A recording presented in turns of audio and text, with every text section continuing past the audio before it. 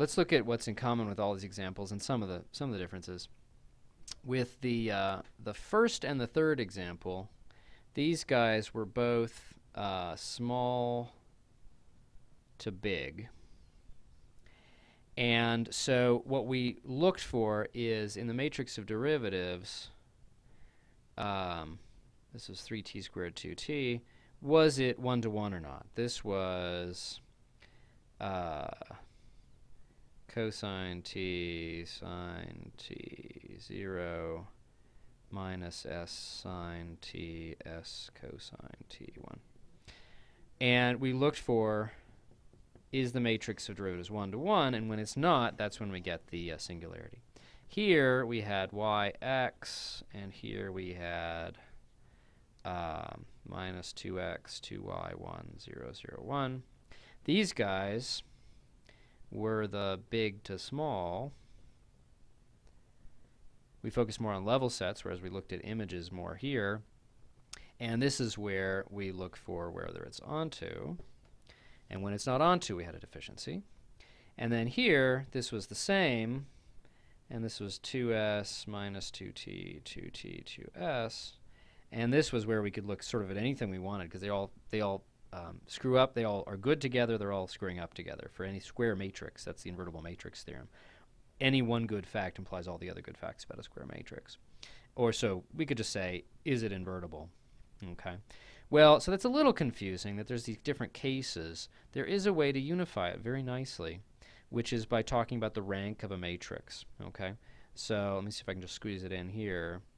The rank of a matrix is the number of linearly independent columns. It's one definition. The reason there's other definitions is that there's a big theorem, which is it's also the number of linearly independent rows. Something you can prove by careful analysis of like reduced echelon form and pivots and things like that.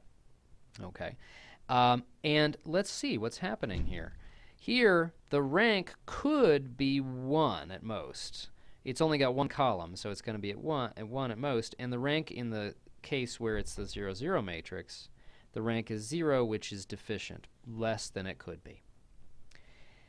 Here, the rank could be 2. It's got 2 columns. Now, it's got 3 rows, but it can't have rank 3 because of this theorem. It's going to be at most 2 because there's at most 2 independent columns. So the rank could have been 2.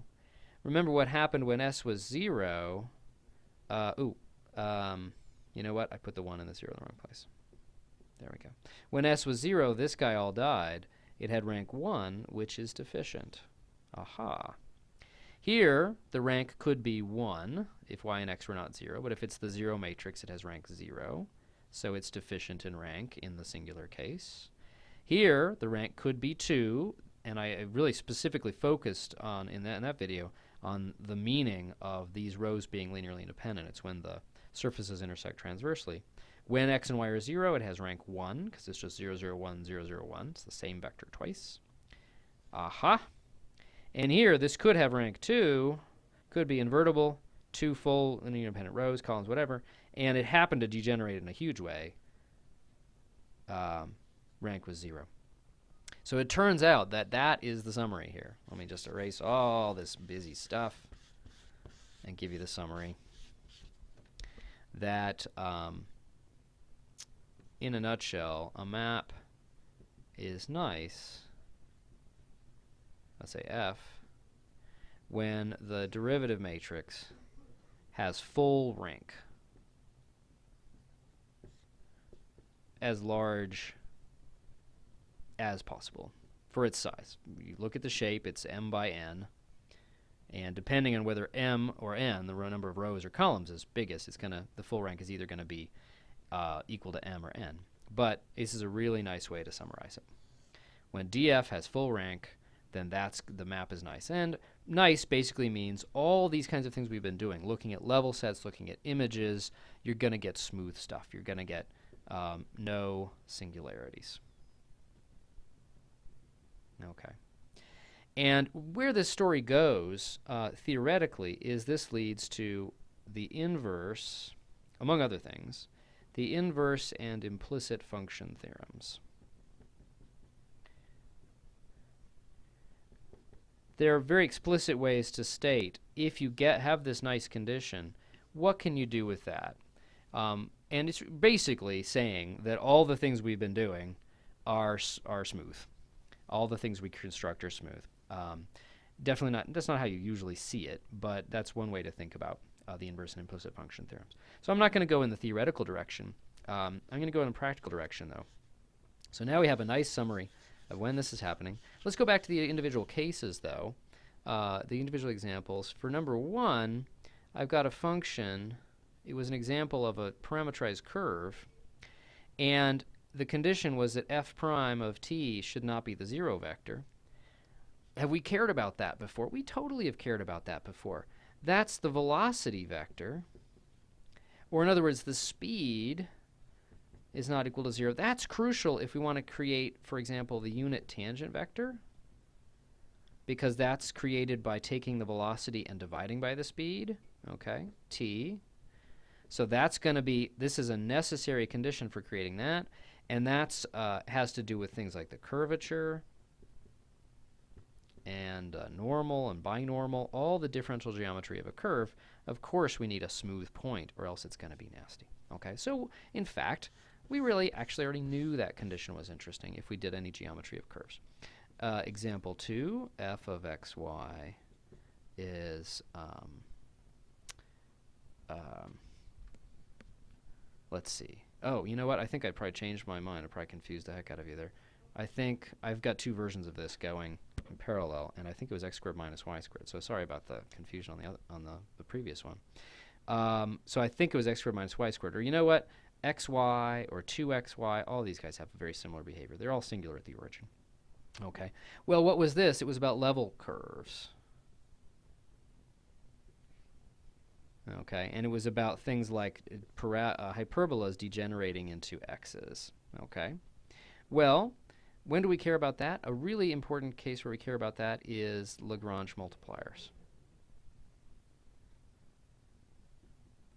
Lagrange multipliers, we've got this function. Let's call it g for a minute. We usually often call it g in this case. So if that's our constraint,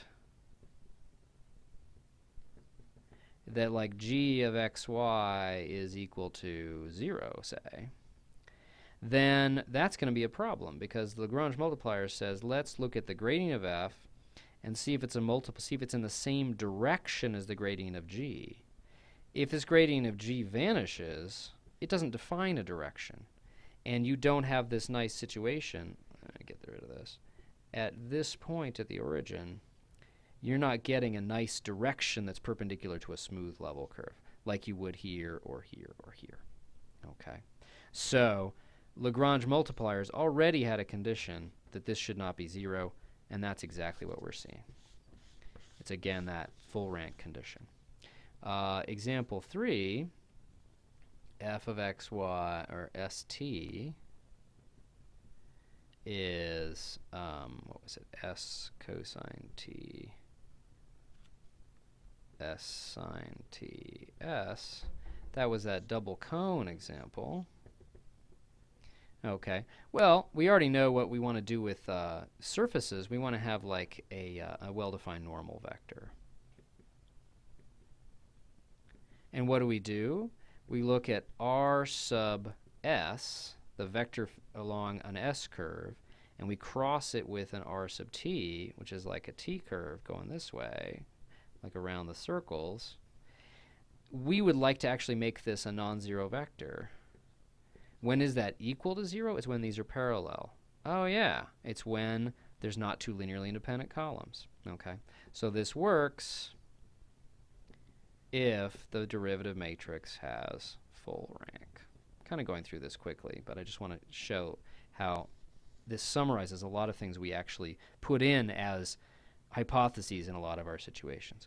We already knew that this was something that would screw up if Rs and Rt were parallel, or if one of these were 0, and that's exactly the full rank non-singular condition. Okay. Example number 4 was f of x, y, z is z minus x squared plus y squared z. Okay. And what was that? That was looking at curves. Let's see. We had, we had the saddle surface. That was, let me see if I can still bring that back. That was this puppy. Yeah, the saddle surface intersecting the plane, okay? Or in other words, it was when f1 of x, y, z was set to be a constant, like 0, and f2 of x, y, z, which happened to be a very simple function, z, was equal to 0. When do we do that? That's back to Lagrange multipliers with two constraints. And if you look carefully at the hypotheses for two constraints of Lagrange multipliers, if these are our constraints, the hypothesis that makes it work is that these guys cannot be parallel. Or in other words, they're linearly independent. And that's exactly what we talked about with the rows of the derivative matrix of this function from R3 to R2 being linearly independent, or in other words, the full rank condition. So once again, one of the many applications of this kind of function is Lagrange multipliers with two constraints. And so we actually have already seen that. Okay, and you've seen it if you've done Lagrange multipliers with two constraints, although you might not have been introduced to the technicalities of it. And then the last one was f of st equals s squared minus t squared 2st.